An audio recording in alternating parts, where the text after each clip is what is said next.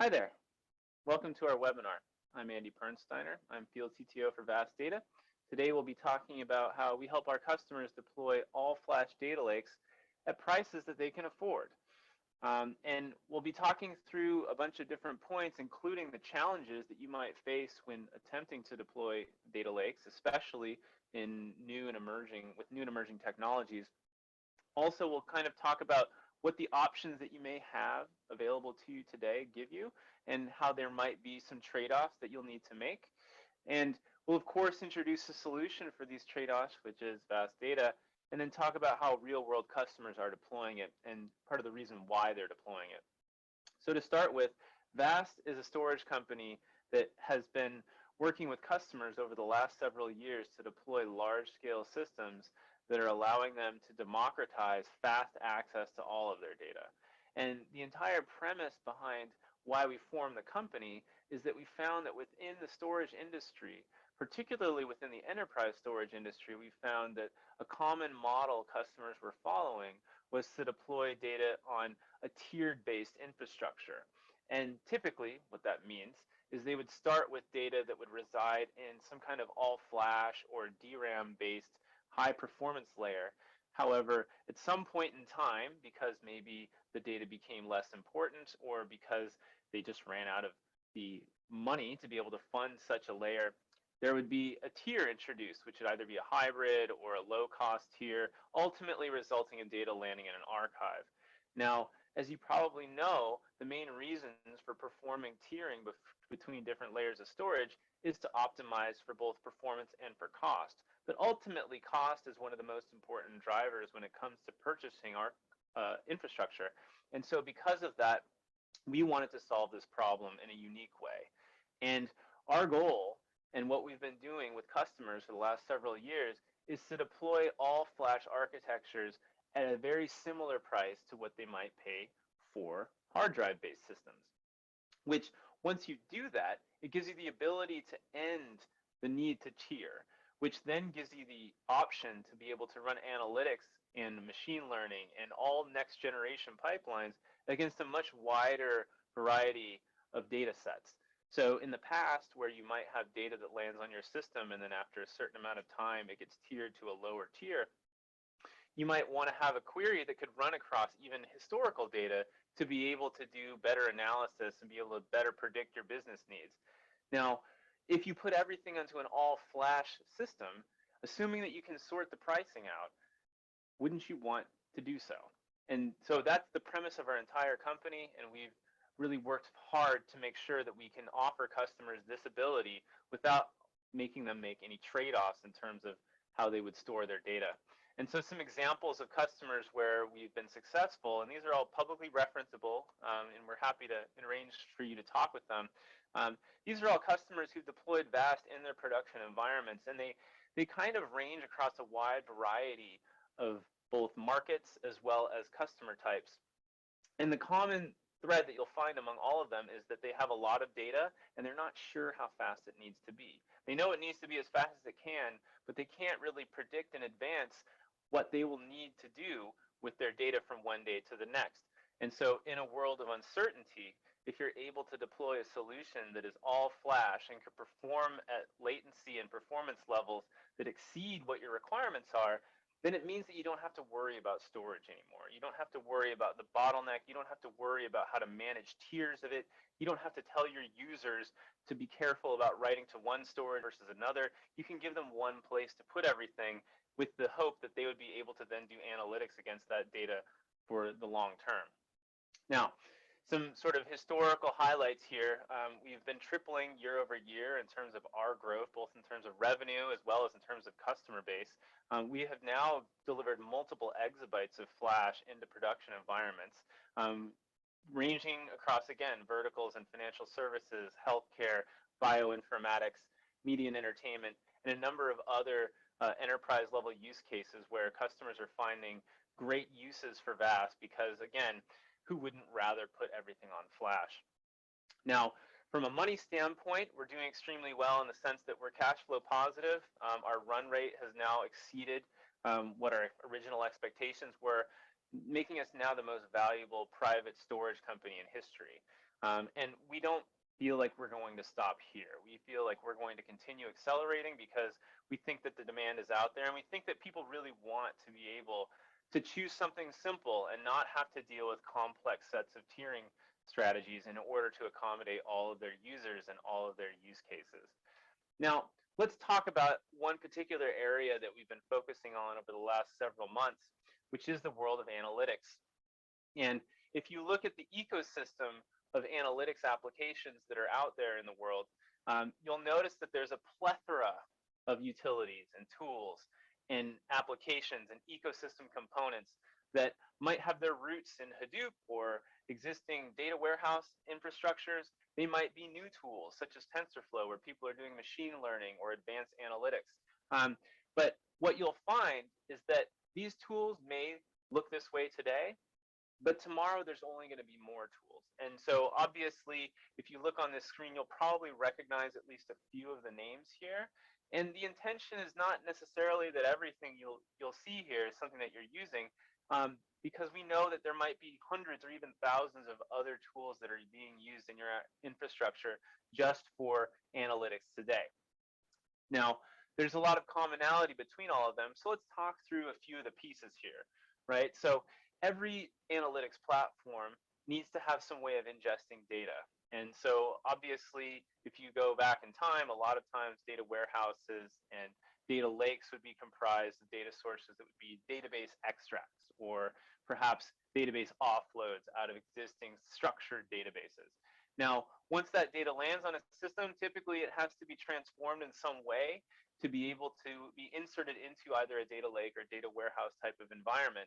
And so there's a lot of tools that grew up, such as Spark, to be able to perform complex ETL and pipelining processes on that data. And once the data is in a data lake or an analytics warehouse where you can perform an analysis, you're going to need some way of actually querying that data, of reading it, of being able to derive insight from it. And that's where you'll go and see tools such as Trino or Dremio or even, again, Spark to be able to analyze the data that's landed on a system. Now, there's one area that I want to kind of focus on, which is the area in the middle, and that is the storage-related components.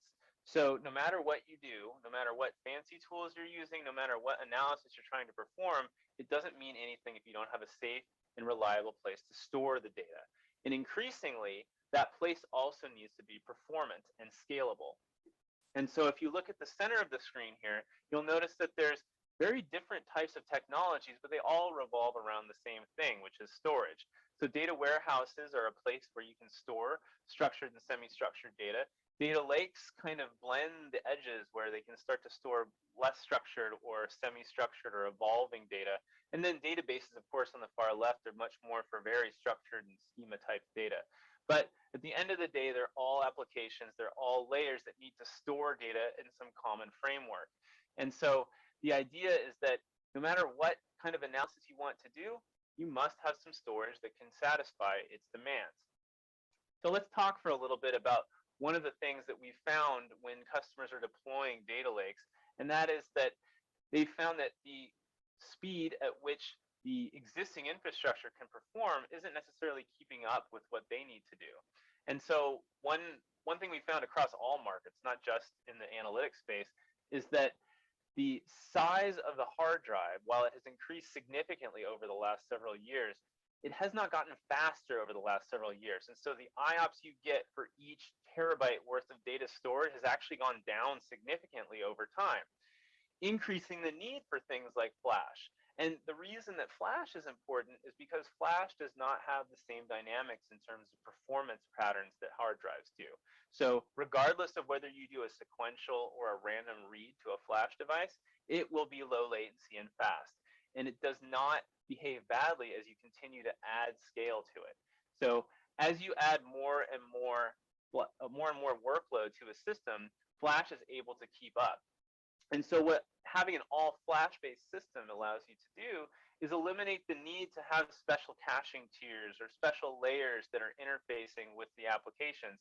It doesn't require that you go and choose between data that might be fast and data that might be archived, because you don't necessarily know which data would be more important to be at a higher rate of speed. Ideally, of course, your users are always going to say they want it to be as fast as possible, but we all know that there's a world in which you live that you can't just afford to do that. But we're allowing customers to do that. And we'll talk a little bit about how we can accomplish the cost issue shortly. But first, let's talk about what you need in terms of to build a data lake. Now, there are some options that you have on the table if you're trying to build something. However, they weren't initially designed for Flash. So HDFS, which is sort of the most commonly deployed data lake architecture up until the last couple of years, has a fundamental flaw in it, in that it is a shared nothing architecture, which basically limits how efficient it is at scale. It wasn't originally designed for Flash. In fact, it was designed for spinning drives, the cheapest possible spinning drives that you could get. But it did so in a way that is very inefficient. So HDFS does triplication of all data that lands on the system, which means that you're having to buy 3 times as much storage as you actually need. Now, the other challenge that we've found over the last several years, as new tools come to market and as more and more users are trying to access all of this analytics data, is that HDFS acts as a bottleneck in the sense that you can't just use a laptop to go and access a file in HDFS. You can't just use a workstation. You can't use any tool off the shelf. You may have to have a custom Hadoop driver on your workstation or server just to access that data. And so because of that, it has become somewhat of a silo. Additionally, it was never really architected to be a general purpose file system. And so because of that, if you have lots of small files, or if you have a mixture of small and large files, you'll find that the performance of the system and the scalability of HDFS is lacking.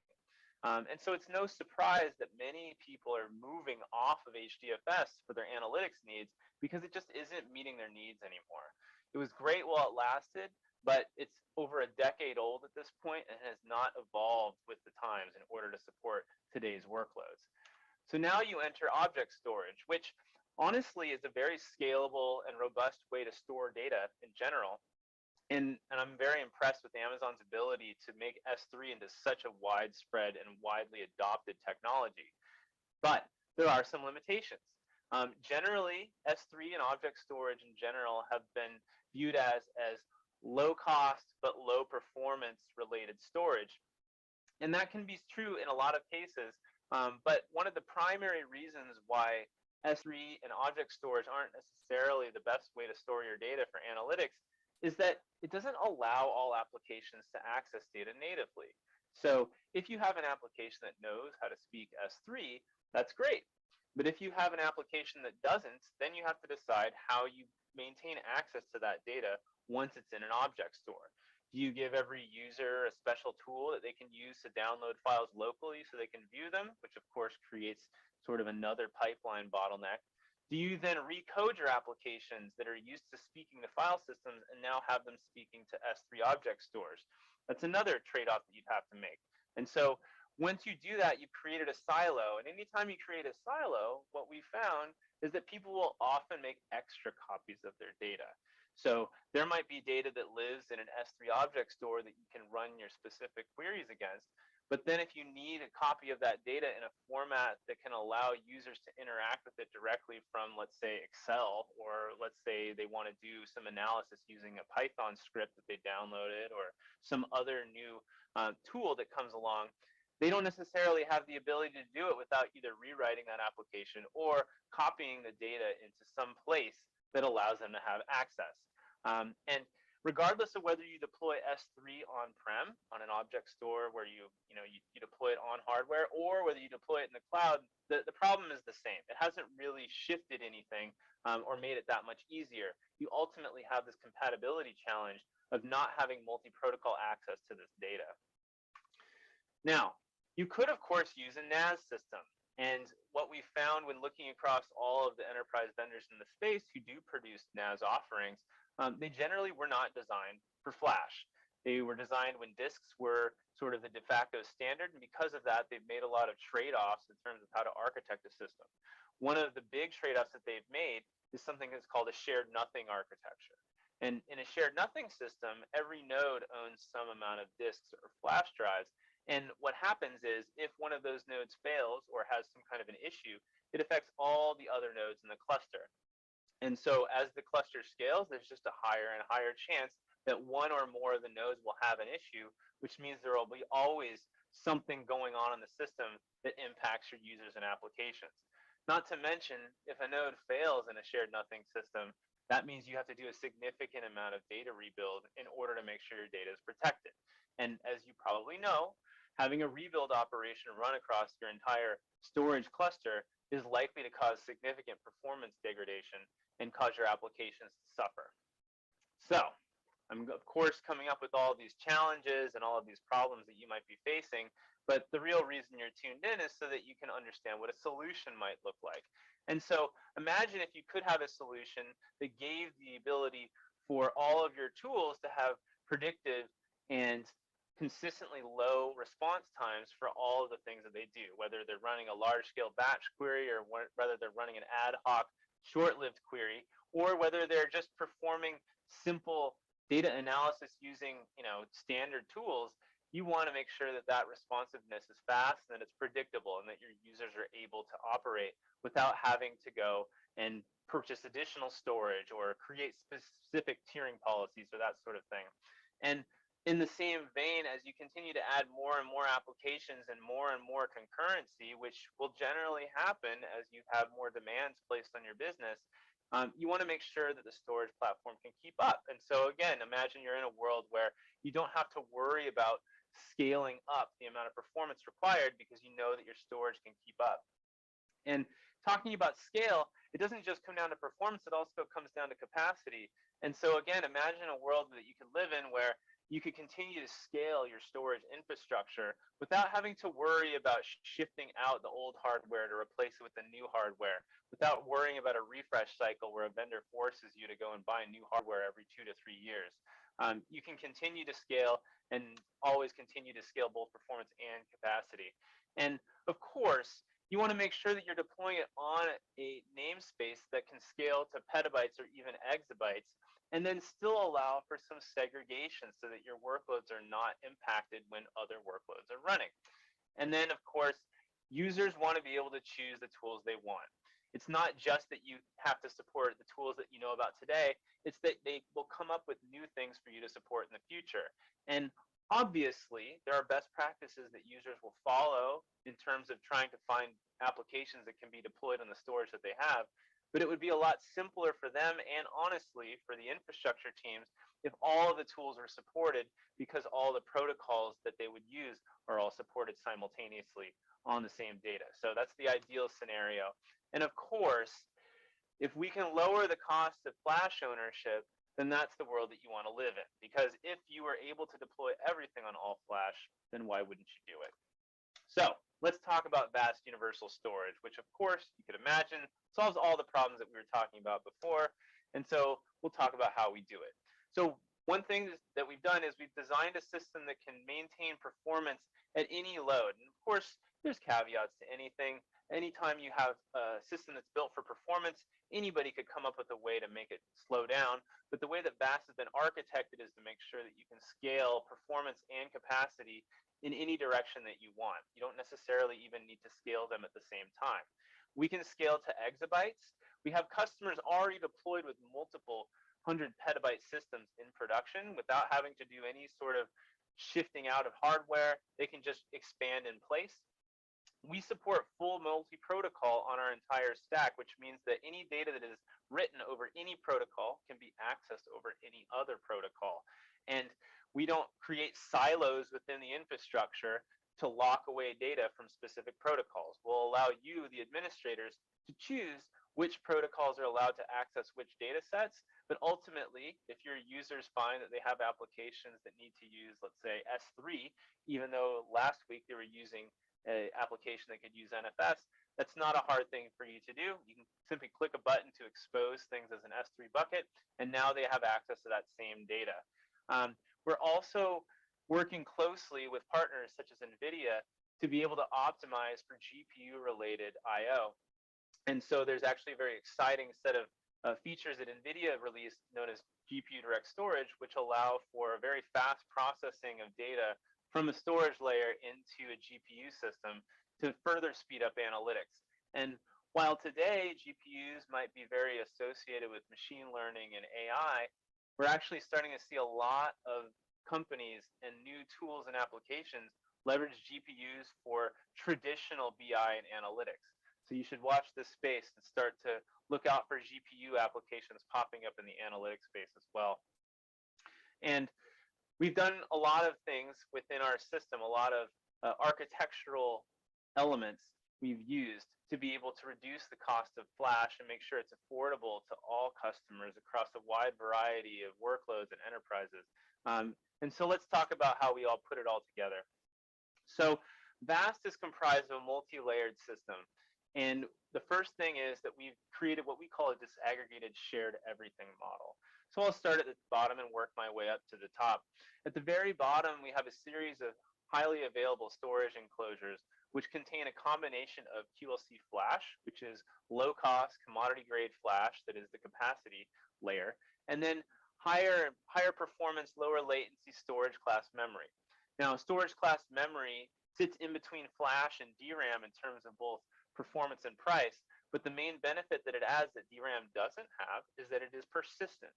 And so we use it as a way for us to be able to right shape all of the data that goes down to that QLC flash layer. And we also use it as a distributed metadata store to ensure that all metadata operations on the cluster complete in a very timely manner. We connect it all together using an NVMe fabric, which could be RDMA over Ethernet or InfiniBand. This is a black box network. You don't have to worry about it. It just gets deployed, and we use it for being able to communicate between all of our components. The next layer up is where all the magic happens, in the stateless servers or the container servers. Each of those is able to expose the entire global namespace of the file system up to your clients using a variety of protocols. NFS, including NFS3 and NFS 4.1, with extensions for RDMA, GPU Direct, and NConnect, as well as SMB, S3, and a Kubernetes driver that allows you to deploy Kubernetes applications easily on our system. All of these things are exposed using those container servers, which are responsible for forming the file system. So the way that I like to say it is that all of the logic lives at the container level, and all of the state lives at the storage enclosure level.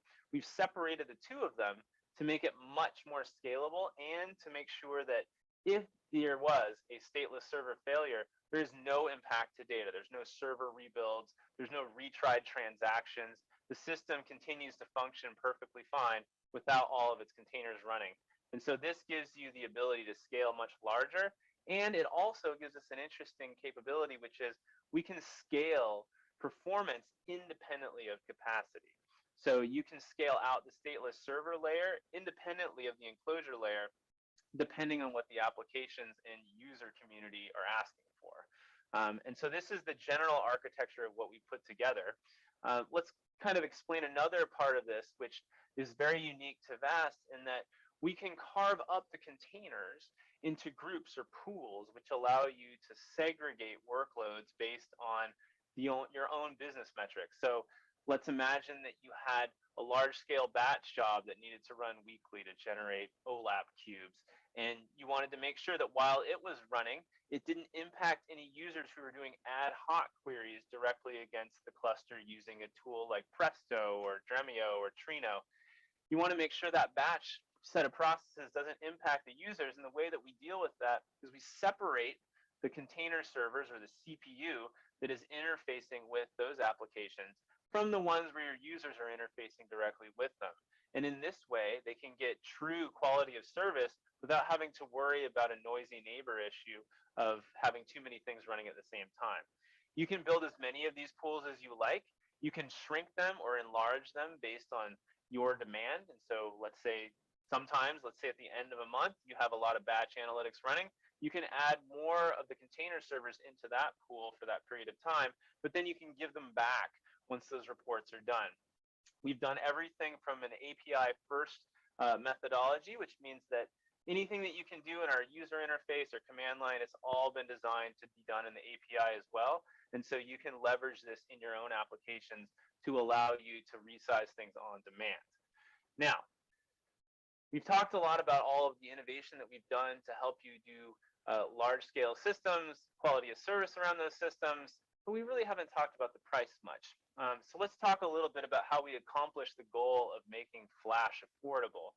And the first thing we do is that we're using the lowest cost commodity grade, consumer grade flash available, which is currently QLC. In the future, it'll be PLC. And beyond that, we don't know, but we do know that we will support the next generations of flash as they come out. And we're doing something unique in the sense that we're leveraging commodity grade flash because we're able to combine all the other elements to treat that flash very gently. And so other vendors that exist in the space who are deploying file systems and object stores, they generally will not deploy QLC flash because they can't treat it gently enough and will burn it out. We actually, because of our algorithms, have a very strong 10-year warranty that we will back all of our devices that we ship, so that way you don't have to worry about having to replace hardware prematurely. Now, the other thing that we had to do is develop a new set of erasure codes that give us the ability to shrink down the amount of data protection overhead that's required to store data. So if you compare it to Hadoop, where in the HDFS file system you need to have 3 copies in order to be able to survive any kind of disk or node failure, we have a much different paradigm where we're striping very wide stripes. In fact, our stripe width is 144 plus 4, which means that we can survive up to 4 failures, but we've got only a small percentage of parity overhead required. So it's about 2.5% at the low end, which is significantly lower than any other system that you can find today. And the last thing that we do is something called global data reduction. And we actually combine 3 different types of data reduction in order to accomplish this. The first of which is standard compression, where you can take any block that comes into the system and we will automatically compress it before we write it down to flash. And that's always on. It's part of the way the system operates. The second thing that we do is we perform standard deduplication. So every chunk of data is scanned and analyzed, and we will identify duplicate chunks and only store references or pointers to duplicate chunks to further save on capacity utilization. And the last one, which is a vast first initiative, is called vast similarity reduction. It's something that we developed. Our own engineering team developed this method of scanning data and identifying data that was similar to other blocks of data. And then what we can do is we can compress the similar blocks against each other and then only store the delta in terms of what we lay out onto flash. And this is a game changer in the sense that you can get similarity across any chunk or any file that's written to the system. We store our deduplication and similarity dictionary in storage class memory, which mean that it's very fast. It also means that as the system scales, so does the size and capacity of that dictionary.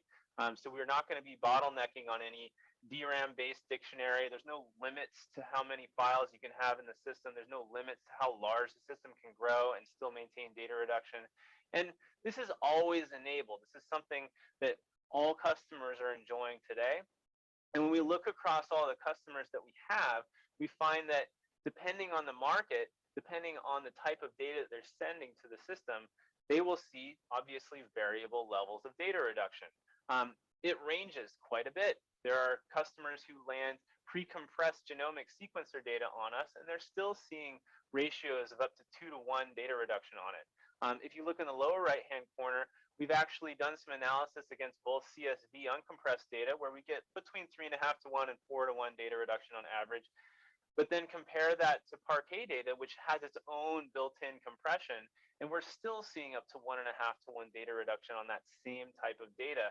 And so what that means is that if a 100 gigabytes worth of data is written to VAST, it might take up significantly less. It could take up only 50 or 60 gigabytes worth of flash, and that lowers your overall cost.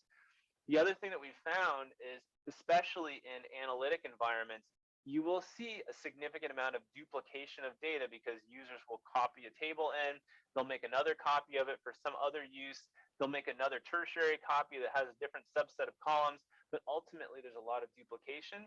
And normally in a storage environment, that means you waste a lot of space. But on VAST, it means that they just get more use out of the system because they can write the same data multiple times for multiple reasons and not consume any additional storage capacity. And because all of this is always turned on, there is no performance impact for having it turned on. It is just the way that the system operates. Now, let's give some comparisons side by side. If you're used to managing HDFS, or if within your infrastructure you know that there is a Hadoop cluster that's running, this is a very common scenario where in the world of HDFS, you can only deploy servers that have a certain amount of disk or flash in them. And so the more capacity you want, the more servers you have to deploy, which means more rack units, power, cooling, potentially license fees, depending on if you're paying Red Hat or Cloudera or some other vendor for support on that. But remember again that you're having to go and over provision all of this storage because there is this 3-to-1 replication occurring for all data that lands on the system. So if you need 10 petabytes worth of storage, you'll have to deploy 30 petabytes worth of disk if you're using HDFS. Also, each of the hosts has a limit on the amount of bandwidth it can produce and sustain, and so you'll find oftentimes that you run out of storage bandwidth from a customer-facing or client-facing bandwidth. You're going to run out of the ability to satisfy those I/O requests, and so the amount of performance you get is somewhat limited as well, all while having racks and racks and racks of hardware. If you contrast this with VAST, you can shrink it to a much smaller footprint, and in this case, we're even including some Hadoop nodes to be able to run as processing engines.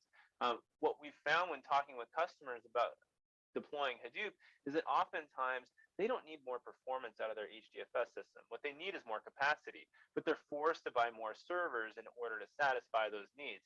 Whereas if they shift all of that data onto a vast cluster, they don't need as many of those compute nodes.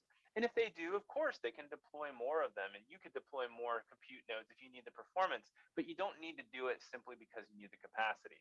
And so in this comparison, we need only 6 petabytes of raw capacity to get to that same 10 to 11 petabytes worth of usable storage, and we get more performance from it even though we're deploying less capacity, obviously in a much smaller rack space footprint.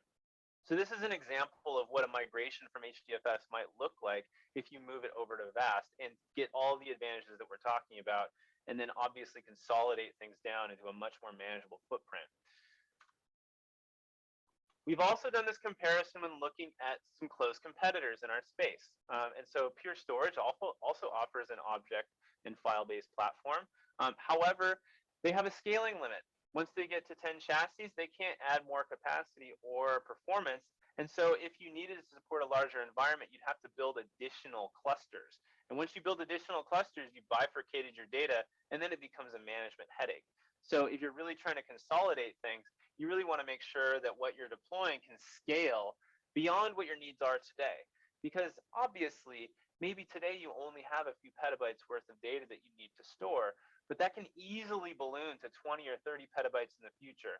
In fact, many VAST customers started 3 years ago with only a few petabytes of storage deployed, are over 100 petabytes in a single file system today, and they didn't realize that they would need to do that when they started.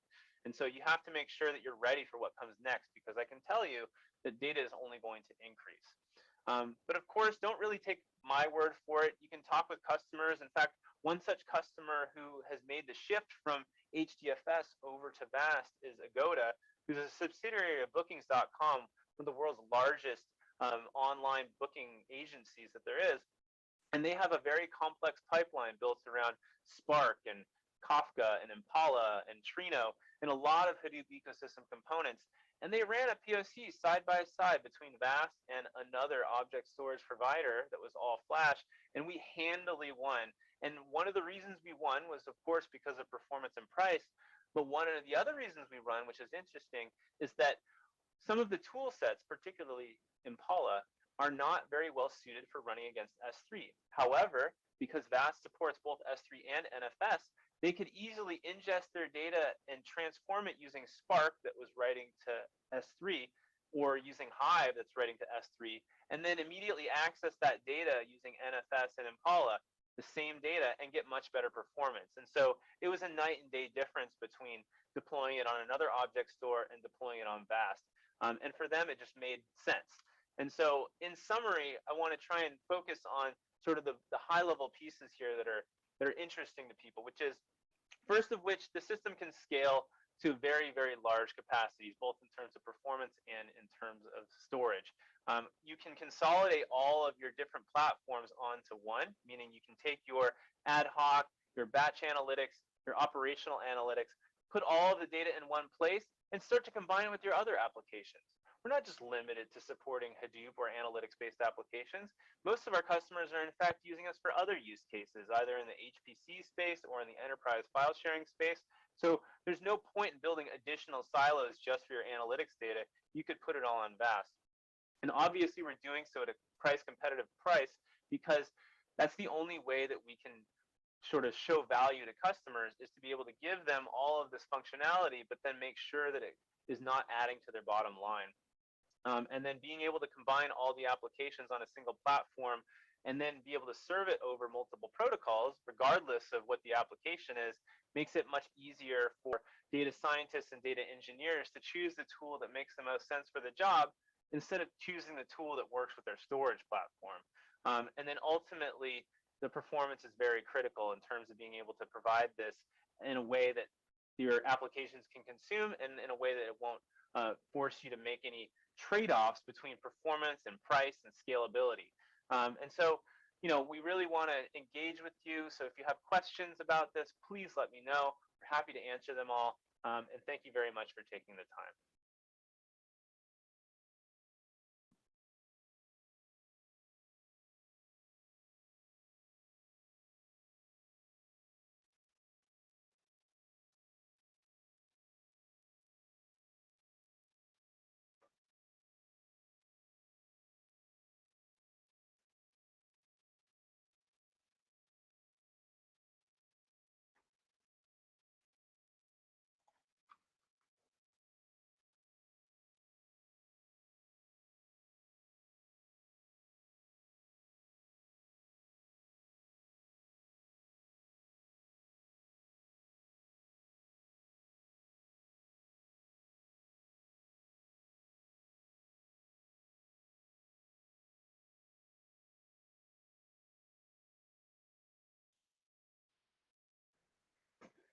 Hi, everybody.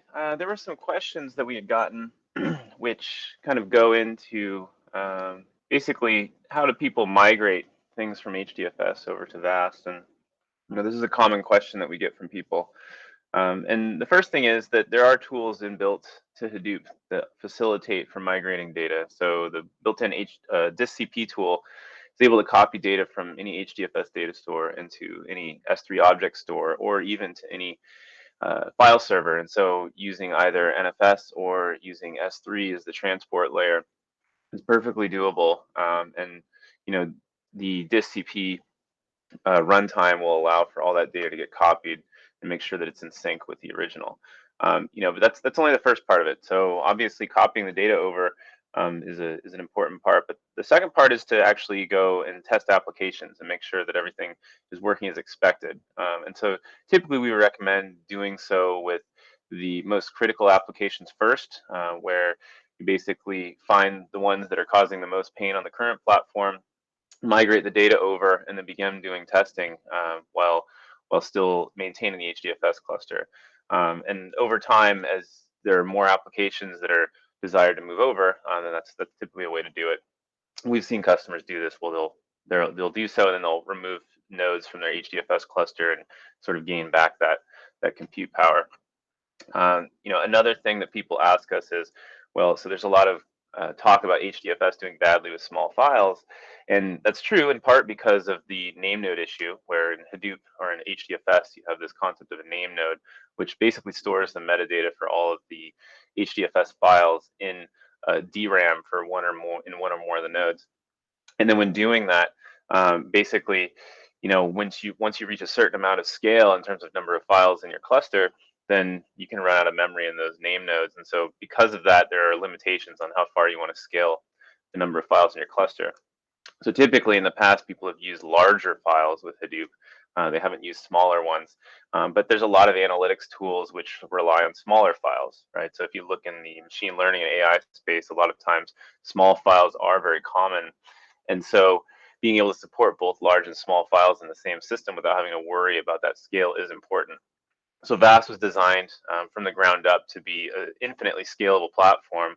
And it doesn't matter what size file it's written, whether it's large or whether it's small, it'll get handled and managed within the metadata store that we've created in storage class memory. and we're able to deal with small file workloads just as well as we can deal with large file workloads. So, migrating large amounts of small files from multiple platforms into a vast system is no issue. And then, another thing when dealing with such high value data, and as we see over time, analytics data becomes higher and higher value, meaning organizations are getting more from it, and they're relying on it more for day-to-day business decisions. So one of the key challenges that people deal with in terms of Hadoop is how to protect that data. So, Hadoop was not initially designed as a file system that was able to protect data beyond, inside of a single cluster. So concept of snapshots, concept of backups, concept of replication, they're all sort of bolted on over the years on top of HDFS, and they're not necessarily designed for scale, and they're not necessarily designed for usability. There isn't actually a true snapshot mechanism on top of HDFS today. There's sort of a shim that's been layered on. But when migrating data over to VAST, we're built from the ground up to be an enterprise class file system that has all of the normal data protection things that you would expect. So we have inbuilt snapshots that can be granular and be taken as often as you like. They can be deleted, they can be expunged, they can be replicated to another location, they can be replicated into the cloud. There's a lot of options when it comes to data protection, and all of the other file system features that you might expect from an enterprise system, you will get with VAST on all of your data, regardless of whether it is related to analytics or other use cases. And it can actually unlock new functionality that may have been missing when deploying HDFS for your primary analytics store. And so, we found that as customers migrate over, at first, there is a little bit of a learning curve to understand, what things are different. But most of the time, it just becomes, well, what new things can I do with this data now that it lives in a store that is actually meant to be a file system and not meant to be sort of a single use case platform. So those are the questions that we got, and I'm really glad that you guys took the time today to join. Again, if you have any other questions, feel free to reach directly out to myself or to our team. There's another question talking about protected data for HIPAA. And so, HIPAA kind of covers a range of different functions in terms of how storage can be secured. And so VAST does participate in HIPAA style environments today, but it depends on the regulation that's sort of surrounding HIPAA compliance. So VAST provides for at-rest encryption of all data, so that does satisfy some of the requirements. There is also inbuilt functionality for wire-level encryption, especially when using S3 as a transport layer to ensure that data is encrypted and protected in that way. There are items on our roadmap to have separate encryption keys for different tenants on the system, which is going to be something that over time people will look at if they're trying to deploy a system in a HIPAA-protected environment. But we work with customers who are in the healthcare industry who have HIPAA related data that does land on VAST. It's just we work with them individually to understand what the requirements are and make sure that we deploy the solution in a way that will work for them.